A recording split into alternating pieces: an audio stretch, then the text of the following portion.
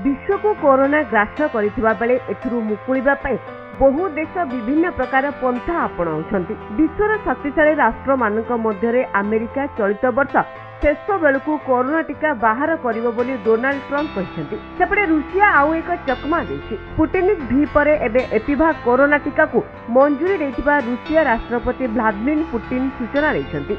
एमिति कि तृतीय टीका पई मध्ये प्रस्तुति चलाइछंती बोली कहछंती। एपिभा कोरोना टीका को रुषिया सरकार अनुमति दैछंती। साइबेरिया थिबा भेक्टर संस्था द्वारा एहा विकसित होइछि। गत मासरे टीका को मनुष्यक शरीर में प्रयोग करा जायतिला। हेले एजाय एहार रिजल्ट आसुनथिबा बेले अधिकरु अधिक लोकक शरीर में प्रयोग करा जायतिबा जणा पड़िछि। एमिति कि पुतिन कहिसेंती कि एबे टीका उत्पादन को आहुरी बढ़ाइबाकू एवं अन्य देश सहित रप्तानी करिबा पई सरकार जोगाजोग रे रहिसेंती। तेरे तृतीय पर्याय रे पाखापाखि 30,000 लोकक शरीर में टीका प्रयोग करा जायतिबा बेले एथिरे 5,000 साइबेरियार बोली जणा पड़िसेंती।